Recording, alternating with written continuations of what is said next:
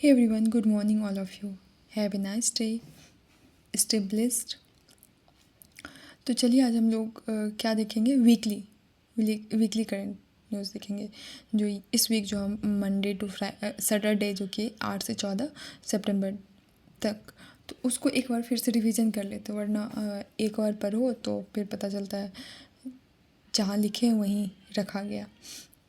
तो एक बार बस फिर से रिकैप कह लीजिए या एक बार एक थ्रॉली एक सरसरी निगाहें करके देख लेते हैं ताकि एग्ज़ाम में कभी ये क्वेश्चन टकराए कभी नज़र में आए तो कुछ मतलब हम कुछ तो पहुंच सके आंसर तक, कुछ तो थोड़ा सा दिमाग में रहे। तो चलिए देखते हैं वीकली करंट न्यूज़। ठीक है, हाँ इस वीक के डेज और थीम को भी देखेंगे क्योंकि इसमें मेंशन इसमें भूल गए थे तो इसमें हम देखेंगे इस वीक के डेज और थीम को। 8 से 14 8 सितंबर को वर्ल्ड फिजियोथेरेपी डे मनाया गया। क्या फिजियोथेरेपी क्या होता है? जैसे अभी हम लोग देख ही रहे हैं कोविड के बाद क्या हो रहेगा कि सिटिंग्स आवर स्टूडेंट हो या ऑफिस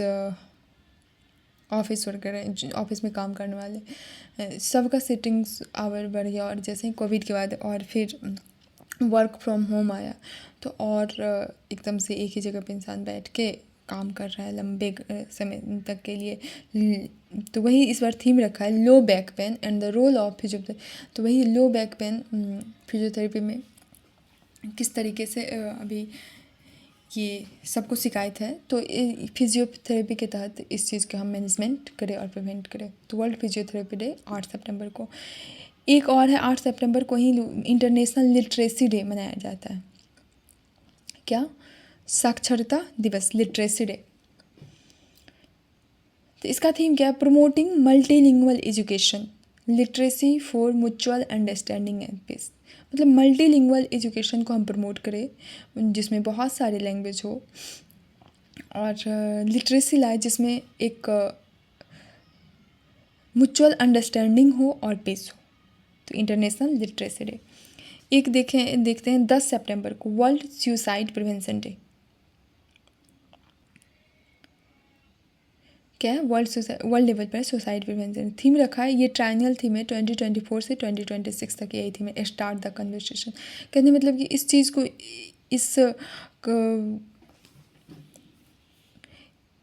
इस चीज़ में जुड़ो और कहीं ना कहीं कहा गया है कि लोनली पर्सन कहीं ना कहीं इस चीज़ को मतलब कदम उठा लेता है या कहा जाता है कि उसमें हिम्मत का मतलब आत्मविश्वास नहीं होता। ये सब थोड़ा सा इसका प्रोज और कॉन्स भी आ सकता है क्योंकि ये छोटी बात नहीं होती है कि सुसाइड करने, इसके लिए भी हिम्मत चाहिए। तो वो सब ठीक है। तो वही बोल जाएगा कि इसका थीम रखा है स्टार्ट द कन्वर्सेशन, मतलब उससे मिलो, उससे बात करो, उसके इनर फीलिंग्स को जानो, उसके प्रॉब्लम्स को जानो कहीं ना कहीं ताकि उसको हेल्प मिले या वो अपना बता पाए। तो इसलिए इसका थीम रखा स्टार्ट द कन्वर्सेशन, बात करना शुरू करो। अगला 11 सितंबर को national forest martyrs day. First जंगल के लिए जो शहीद हुए हैं उसके बचाव के लिए उस तरीके से 11 सितंबर। और एक और है 11 सितंबर को दिग्विजय दिवस। ये दिग्विजय दिवस क्या है? विवेकानंद जी जब शिकागो गए थे शिकागो सम्मेलन में हिंदी शिकागो सम्मेलन में भाग लेने, तो उसी दिन के याद में 11 सितंबर दिग्विजय दिवस मनाया जाता है। उसके वो भाषण दिए थे सब।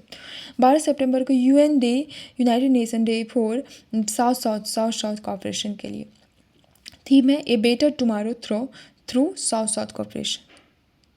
साउथ में कॉपरेशन लाके एक हम बेटर टुमारो ला सकते हैं। 14 सितंबर को हमारा वर्ल्ड फर्स्ट एड डे। कोई भी एक्सीडेंट हो कुछ भी हो, फर्स्ट एड कितना इम्पोर्टेंट, फर्स्ट एड वो इम्पॉर्टेंट होता है। तो इसलिए वर्ल्ड लेवल पर फर्स्ट एड का मनाए 14 सितंबर। और 14 सितंबर को ही हिंदी दिवस हम पढ़े भी थे। हिंदी दिवस ये 14 सितंबर को ही क्यों नहीं, तो 40 सितंबर 1949 if I am not mistaken 1949 ही, तो उस दिन ही अडॉप्ट किया गया था इस तरीके से कि ऑफिशियल लैंग्वेज ग्रुप में माना जाएगा, और ये हिंदी दिवस तब से, और आर्टिकल 343 में भी कहा गया है हिंदी दिवस के रूप में। ये था इम्पॉर्टेंट डेज और थीम। एक बार कहा गया कभी कभी छोटी छोटी बातें भी बड़ी पते की होती है, तो वन लाइनर में कभी पूछ लिया या लैंग्वेज बेस्ड करके कभी पूछ लिया जाए डेज और थीम से ही, तो इसलिए नज़रअंदाज नहीं करना है। डेज और थीम भी आजकल बहुत इम्पोर्टेंट होने लगा है। तो ये था, और हम न्यूज़ देख लेते हैं आज ये वीकली पब्लिक अकाउंट्स कमेटी के बारे में पढ़े थे। एक थ्रोली उतना डीप में नहीं जाना है, बस इससे क्या इम्पोर्टेंट रखना चाहिए, क्या हो सकता है। जैसे पैक पब्लिक अकाउंट कमेटी के बारे में पढ़ते हैं, तो ये बहुत ही ओल्डेस्ट, सबसे ओल्डेस्ट पार्लियामेंट्री कमेटी है। स्थापना अगर देख लिया 1921 में इसका हुआ। 15 लोकसभा से मेंबर, इसमें 22 मेंबर रहता है, जिसमें 15 लोकसभा से 7 राज्यसभा से, और इसका टर्म 1 ईयर होता है। इसको मदर बोला जाता है, इसको क्या होता है, mother of all parliamentary committee. इतना ही, ज़्यादा डीप में नहीं जाना है। यूविन पोर्टल, यूविन जैसे कोविन पोर्टल आया था ना, कोविन पोर्टल, तो उसी तरह ये एक ऑनलाइन वैक्सीन मैनेजमेंट पोर्टल है कि ऑनलाइन वैक्सीन किस तरह से मैनेज करें, और सबको, खास करके चिल्ड्रन जो 6 ईयर्स और प्रेग्नेंट मदर्स को के लिए। और इसमें वही है कि रूटीन इम्यूनाइजेशन रूटीन चेकअप करना, ताकि आप उस तरीके से इस पोर्टल के थ्रू आप ऑनलाइन वैक्सीन लीजिए और फिर आपका चेकअप की। गुड्स ट्रेड बैरोमीटर, ये WTO के लाया गया है, वर्ल्ड ट्रेड ऑर्गेनाइजेशन के। ये इसमें वही है क्या कि जो भी ग्लोबल मर्केंडाइज ट्रेड में जो भी आ रहा है उसके टर्निंग पॉइंट को आइडेंटिफाई करना है, प्रिडिक्शन और देखना है। और इसमें कुछ दिखाया गया है कि अगर 100 से एबव है तो वो ग्रोथ शो करता है कि ट्रेंड से ऊपर ग्रोथ कर रहा, और 100 से नीचे है तो ये शो करता है कि ट्रेड मतलब ट्रेंड जो है ग्रोथ फॉल हो रहा है, सॉफ्ट ट्रेंड हो रहा है। एक और देखे थे गलेथिया बे, वो तो न्यूज़ में क्या आया था, नहीं आया था, तो शायद वहाँ कुछ बोला गया था कि वहाँ एक प्रोजेक्ट सब चला, और वहाँ एक पोर्ट वोट सब, एक मेजर पोर्ट ट्रांसशिपमेंट हब बनाया गया। तो यही सब, तो ये गलेथिया बे कहाँ है, अंडमान और निकोबार आइलैंड्स में एक इंटरनेशनल ट्रांसशिपमेंट हब वहाँ बनाया गया एज ए मेजर पोर्ट के तहत। एक प्रोजेक्ट भी है, तो जिसमें 44,000 करोड़ प्रोजेक्ट लागत है, और ये कार्गो के लिए रहता है। मदेरा रिवर, ये क्या है, अमेजन की सिग्निफिकेंट ट्रिब्यूटरी है। साउथ अमेरिका का वाटरवे, साउथ अमेरिका में वाटरवे, और इसका देखें तो 1 10 100,000 10 लाख 14,20,000 स्क्वायर किलोमीटर में फैला है, 14,20,000। और ये किस नदी, बेनी और मामोर रिवर के कन्फ्लुएंस से बना है। इतना ही। WHO जो है global framework for pathogen origin investigation. WHO जो है अनवेल किया है, WHO के द्वारा क्या, global framework for pathogen origin investigation. इसमें वही क्या, वन हेल्थ सिस्टम का बात किया गया था, जिसमें कहा गया था कि इन्वायरमेंट, ह्यूमन और एनिमल, ये तीनों का हेल्थ ना एक दूसरे पर डिपेंडेंट है। जैसे हुआ था ना, कोविड आया था, तो वो क्या था, बैट से फैला था, फिर वो ह्यूमन को, फिर इन्वायरमेंट का। तो कहीं अगर ह्यूमन कुछ कर रहा है, अभी जैसे ह्यूमन पॉपुलेशन बढ़ रहा है, ह्यूमन जो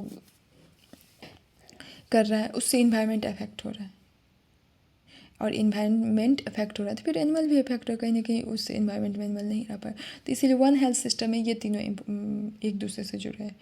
तो पार्लियामेंट्री स्टैंडिंग कमेटी भी देखे थे, जिसमें ये आर्टिकल 105 में इसके पावर और प्रिविलेज का बात किया गया था, 118 में रेगुलेशन ऑफ बिजनेस में बात की। ये इसमें स्टैंडिंग और एड हॉक कमेटी होती है। स्टैंडिंग परमानेंट कमेटी होता है, और एड हॉक कमेटी टेम्प्रोरी। इसको जो है किसी एक स्पेशल पर्पस से लाया जाता है और काम के लिए, और जैसे ही वो काम ख़त्म हो उसको डिसॉल्व कर दिया जाता है। इस जैसे पैक एस्टिमेट, PVC। अगला बाइडेन जो है इस बार क्वाड समिट होस्ट करने जा रहा है। ये क्वाड क्या है? तो क्वाड्रिलेटरल सिक्योरिटी डायलॉग 2007 में स्टार्ट हुआ, जिसमें इंडिया, यूएसए, जापान और ऑस्ट्रेलिया 4 कंट्री है। और किस लिए फोकस इसमें क्या रहता है? रीजनल सिक्योरिटी का पर फोकस करना है, इकोनॉमिक कोऑपरेशन पर, मेरी टाइम सिक्योरिटी, डिजास्टर रिलीफ, ये सब। तो इस बार क्वाड समिट किसके द्वारा? बाइडेन के द्वारा होस्ट किया जा रहा है। एक देखिए थे पेपी कोलंबो, ये क्या था? ये एक इंटरनेशनल मिशन है यूरोपियन स्पेस एजेंसी और जाक्सा का। जब इसमें वही है कि पेपी कोलंबो में इसमें ये है क्या कि ये अपना वो स्पेस क्राफ्ट जो भी भेजेगा और फिर उसमें मरकरी के मैग्नेटिक फील्ड को स्टडी करना है, उसके कंपोजिशन को, उस वहाँ जो सरफेस है उसका क्या जियोलॉजी है, उसके आउटर एक्सोस्फेयर के बारे में पढ़ना है। तो ये बेपी कोलंबो याद रखना है कि इंटरनेशनल मिशन है, यूरोपियन स्पेस एजेंसी और जाक्सा के बीच है, और मरकरी का मैग्नेटिक फील्ड, उसके कंपोजिशन सब कवर। बोलीविया न्यूज़ में आया था। बोलीविया तो देख लेते, ये लैंडलॉक्ड कंट्री है। वेस्टर्न कहाँ पड़ता है? तो साउथ अमेरिका के वेस्टर्न सेंट्रल में। ये साइमन बोलीवियर वहाँ के बहुत बड़े इंडिपेंडेंस के समय बहुत बड़े रिवोल्यूशनरी थे। उसी के नाम पर साइमन बोलीवियर के नाम बोलीविया पड़ा। कैपिटल इसका सैक्रे है। लेक टिटिका का भी यहाँ इससे कहीं ना कहीं यहीं पर है। तो वर्ल्ड्स हाईएस्ट नेविगेबल लेक है लेक टिटिका, और साउथ अमेरिका में है, बोलीविया और पेरू के बीच। कहाँ पड़ता है? बोलीविया और पेरू के बीच। और ये लार्जेस्ट फ्रेश वाटर लेक है साउथ अमेरिका का। एक देखे थे Swiss peace process. Swiss peace process में हम क्या देखे थे? ये जो है एक कहीं ना कहीं एक यूक्रेन और रसिया का पीस एग्रीमेंट है, और जिसमें न्यूट्रल स्विट्ज़रलैंड को दिया गया है कि आप नेगोशिएशन कीजिए दोनों के बीच, ताकि ये फरवरी 2022 से जो दोनों के बीच ऑनगोइंग कॉन्फ्लिक्ट चल रहा है, वो वार चल रहा है, वो ख़त्म हो। तो वही नेगोशिएशन न्यूट्रल स्टेटस किसको दिया गया इस डायलॉग और नेगोशिएशन का जो प्लेटफॉर्म? तो स्विट्ज़रलैंड को। तो स्विस पीस प्रोसेस पता चल गया क्या है? यूक्रेन और रशिया का कहीं ना कहीं युद्ध संधि करने के लिए, युद्ध खत्म कर। इंडो टेस्टिवेलो इलंगेटा, ये क्या है? तो पढ़े थे ना कि क्रिटिकली इंडेंजर्ड टर्टवाइज है, हाल ही में अरावली वैली में देखा गया, और इसको साल फर्स्ट टर्टवाइज भी कहा जाता है, क्योंकि साल डेसिडियस और हिली एवरग्रीन फर्स्ट में देखने को मिलता है। थ्रेट है इसको कि इंसान सुंदर सुंदर सा मास्क बनाने के लिए इसका डेकोरेट, इसको हंट, फूड के लिए हंट कर रहा है, मास्क सब बनाने के लिए। तो इंटरनेशनली भी इसका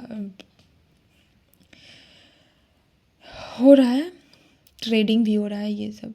अगर देख ले Nepal, Bhutan, Indo China, Malaysia, यहाँ सब ये देखा जाता है। अरावली रेंज में देखा, और ये अरावली रेंज जो ऑल्डेस्ट फॉल रेसिडुअल माउंटेन है, इसका हाईएस्ट पिक है गुरु शिखर, और राजस्थान में है। और किससे बना? तो टेक्टोनिक प्लेट से बना है अरावली रेंज।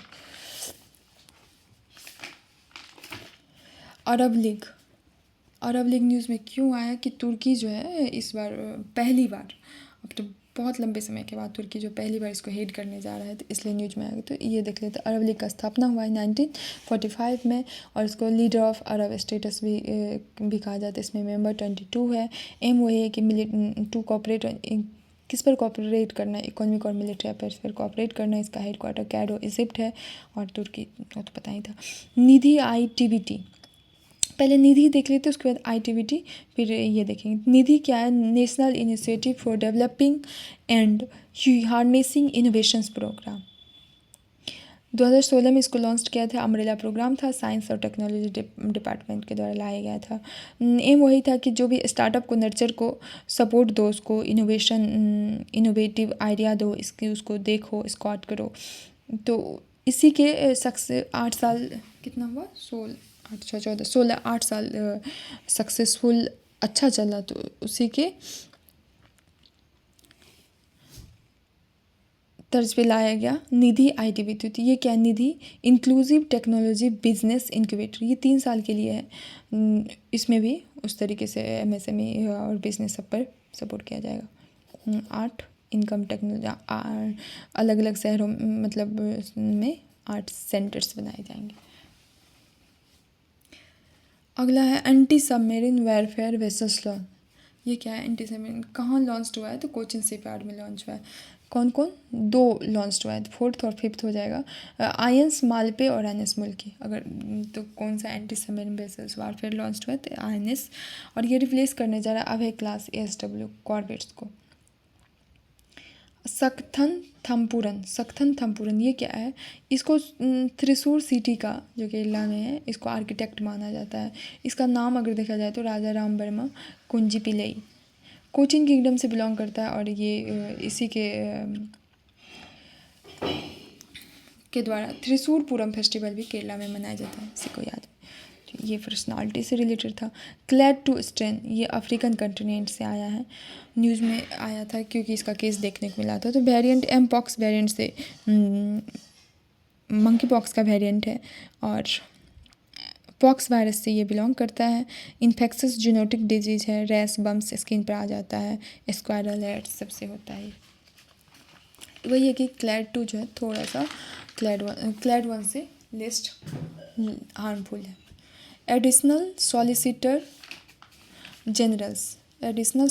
जनरल देखे थे, न्यूज़ में आया था कि इसको जो प्रमोट करके फिर हाई कोर्ट में लाया गया। तो ये लॉ ऑफिसर होता है, इसको स्टेचुरी पोस्ट दिया जाता है। जैसे इसका काम है SGI solicitor general of India और अटॉर्नी जनरल ऑफ इंडिया को असिस्ट करना। अपॉइंटमेंट होता है और उसको हेड करते हैं PM। FATF क्या है? Financial action task force. 1989 में इसका स्थापना हुआ। हेडक्वार्टर पेरिस है। इंटर गवर्नमेंटल ऑर्गेनाइजेशन है। इसका काम वही है कि मनी लॉन्ड्रिंग और टेररिस्ट फाइनेंसिंग के अगेंस्ट कॉम्बिट करना है। इसमें ग्रे लिस्ट और ब्लैक लिस्ट होता है। राइट टू प्रोटेस्ट न्यूज़ में इसलिए आया था कि वो जो क्या कहते हैं वेस्ट बंगाल में जो हुआ था, तो उसी में सारे डॉक्टर सब जो हड़ताल पर आ गए थे, तो वही सुप्रीम कोर्ट के द्वारा क्या कहा गया था कि सब अपने अपने काम पर लो। तो ये राइट टू प्रोटेस्ट न्यूज़ में, ये राइट टू प्रोटेस्ट अगर देखा जाए तो फंडामेंटल राइट्स में ऐसा नहीं है कि हाँ इस आर्टिकल के तहत एकदम से स्पेशली दिया गया, लेकिन हाँ right to freedom of speech और एक्सप्रेशन आर्टिकल 19 में जो है उसके तहत कहीं ना कहीं राइट टू प्रोटेस्ट भी आ सकता है, क्योंकि आपको फ्रीडम है कि स्पीच और एक्सप्रेशन का, तो आप प्रोटेस्ट भी कर सकते हैं, लेकिन हाँ वो पीसफुल होना चाहिए, नॉन वायलेंट होना चाहिए।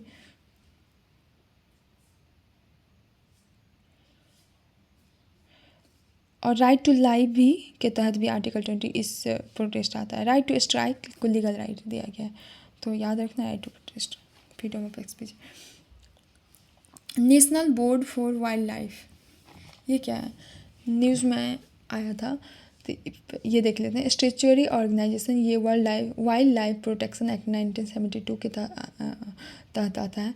इसके चेयरपर्सन PM होते हैं, और एक सबसे इम्पॉर्टेंट है कि ये national board for wildlife ये जो है इसको बहुत ही इम्पोर्टेंट पावर दिया है। जैसे कोई भी नेशनल पार्क हो, वाइल्ड लाइफ उसके बाउंड्री में कुछ फेरबदल करना हो, उसकी बाउंड्री को डिमिनिश करना हो, इंक्रीज़ करना हो, घटाना बढ़ाना, जो भी इनलार्ज करना हो, तो इसके परमिशन के बिना नहीं हो सकता है। ये न्यूज़ आया था मोलम नेशनल पार्क, तो मोलम नेशनल पार्क गोवा में और 107 स्क्वायर किलोमीटर में फैला, और बहुत सारी यहाँ बहुत ही variety viper snack, little snack, बहुत सारे स्नैक पाए जाते हैं। युद्ध अभ्यास 2024 ये इसका इस बार 20th एडिशन चल रहा है। इंडिया और USA के बीच है युद्ध अभ्यास और जॉइंट मिलिट्री एक्सरसाइज है। एनुअली होता है हर साल 2004 से, और इसमें क्या है, जो मिलिट्री कैपेबिलिटी को इन्हांस करना है और टेररिज्म ऑपरेशन को काउंटर करना है। प्लेनेटरी प्रोटेक्शन देखे थे, वो था ना क्या कि चाइना रिटर्न हो रहा है स्पेसक्राफ्ट उसका, तो फिर मून पर से कुछ लेकर आ रहा है। तो ये प्लेनेटरी प्रोटेक्शन कहने का मतलब कि अगर आप इसमें वही है कि अर्थ और स्काई की बायोस्फीयर को प्रिजर्व करना है। कोई भी एलियन चीज़, कोई भी बाहरी प्लेनेट से कुछ भी चीज़ अगर आता है और कहीं अगर अर्थ के लिए नुकसानदायक होता है, तो वो कहीं ना कहीं बहुत, तो इसलिए बोल रहा है कि ये प्लेनेटरी प्रोटेक्शन के तहत अर्थ और दूसरे सेलेस्टियल बॉडीज़ के बीच एक बायोस्फीयर मेंटेन करे। तो वही है कि अगर आप कुछ उस तरीके से लाते हैं तो उसके लिए फॉर्मेलिटीज़ दिए गए हैं कि आपको इतने डिग्री सेल्सियस इतने दिन आपको उसको इतने बहुत ही हाई टेम्परेचर पर रखना होगा, ताकि उसके जो भी माइक्रो ऑर्गेनिम्स आए, जो भी आए, तो वो चीज़ ख़त्म हो जाए और फिर कहीं ना कहीं अर्थ के लिए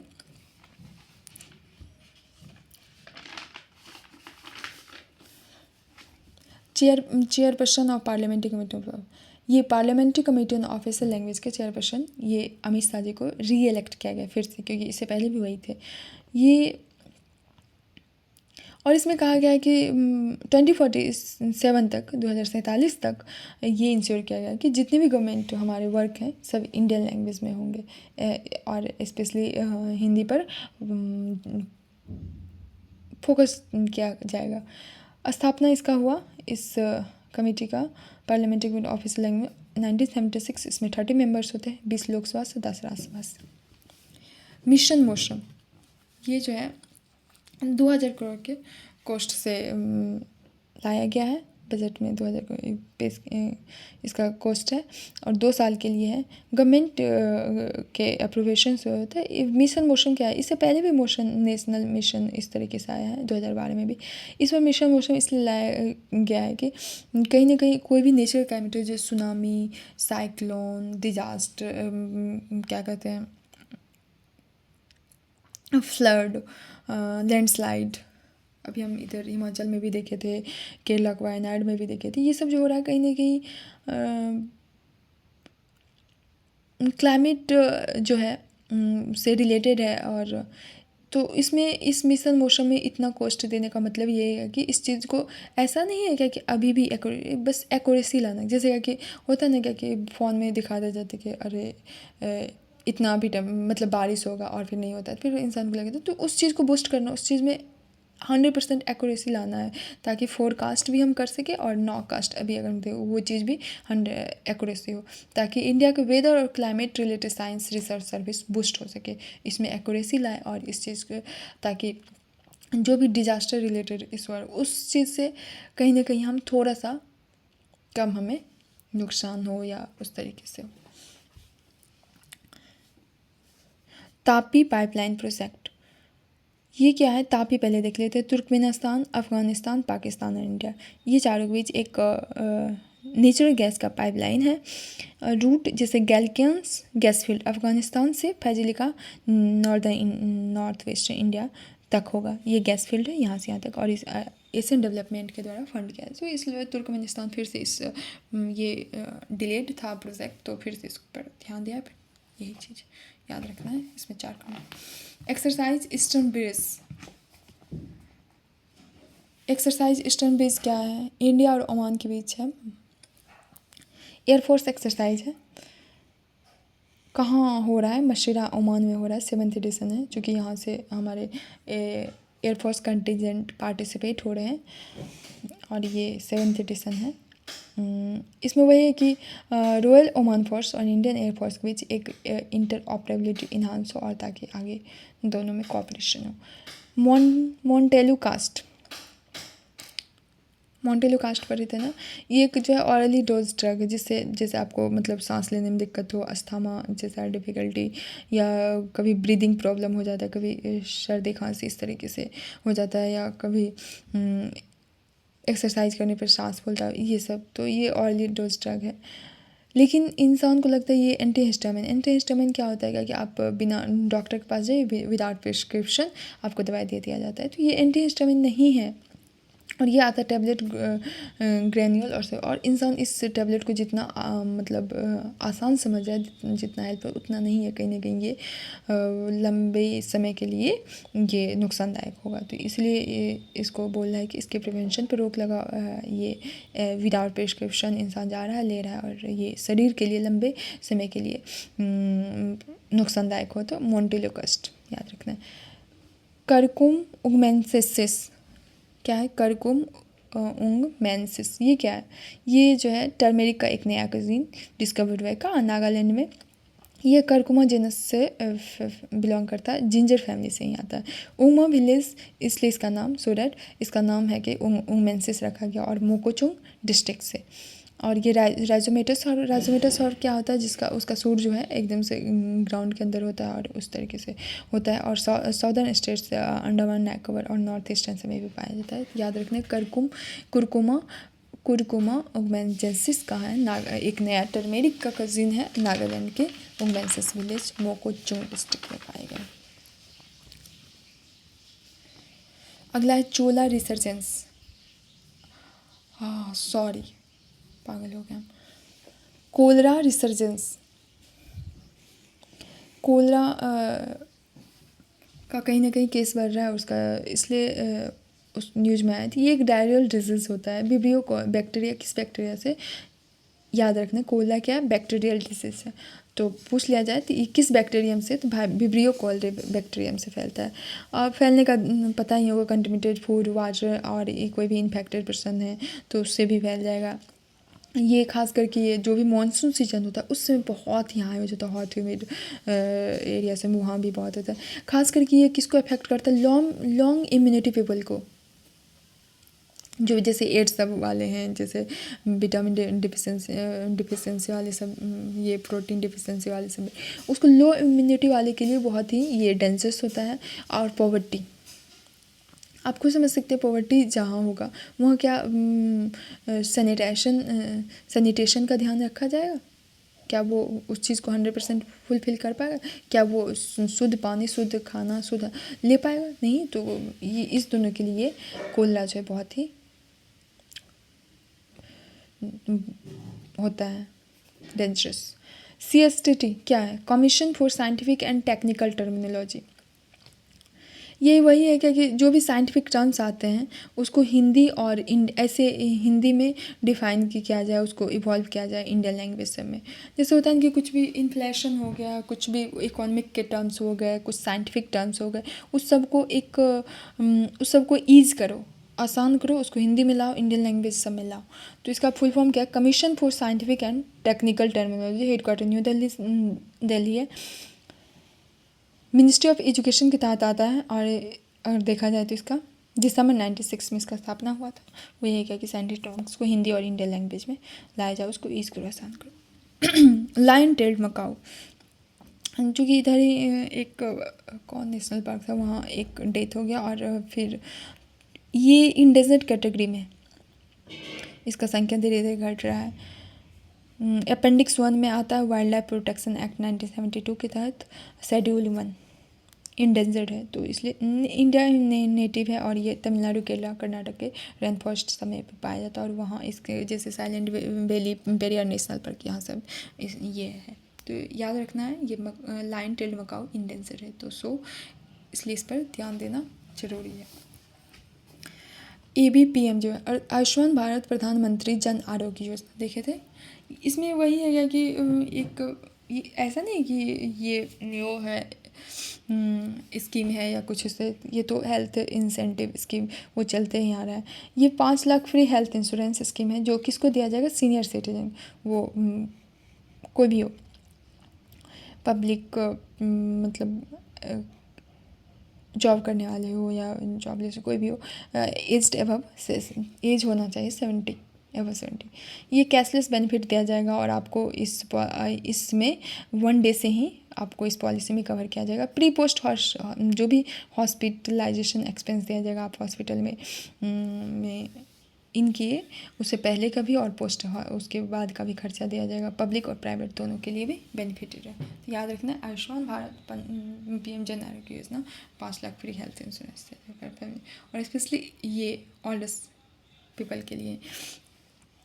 अगला है एक्सरसाइज अल नजा, ये जॉइंट मिलिट्री एक्सरसाइज है, 5th एडिशन होने जा रहा है, और इंडिया और कहाँ इंडिया और ओमान के बीच है, और हो भी रहा है सलाल ओमान में 13 से 26 सितंबर। आर्मी एक्सरसाइज है, इसमें वही है कि काउंटर टेररिज्म ऑपरेशन को दोनों एक साथ खुद को दोनों कंट्री स्ट्रेंथन करके एग्जीक्यूट करें। तो ये था हमारा वीकली करेंट न्यूज़, हम जो इस वीक हम मंडे टू सैटरडे जो हम पढ़े थे। तो अब पहले भी याद था, लेकिन यही है क्या कि अब फिर से कर लिए तो कहीं ना कहीं फिर से माइंड में अब आ गया है। अब है क्या कि कभी भी नज़र पड़ा या कुछ उस तरीके से बहुत हद तक हम आंसर तक पहुंच सकते हैं, बहुत हद तक हम कर सकते हैं। तो ये था वीकली करंट न्यूज़ 8 से 14 सितंबर। सो फिर से अब नया वीक स्टार्ट होगा, तो उसमें तो किया जाएगा। तब तक के लिए इतना ही बस इस वीडियो में। Thank you.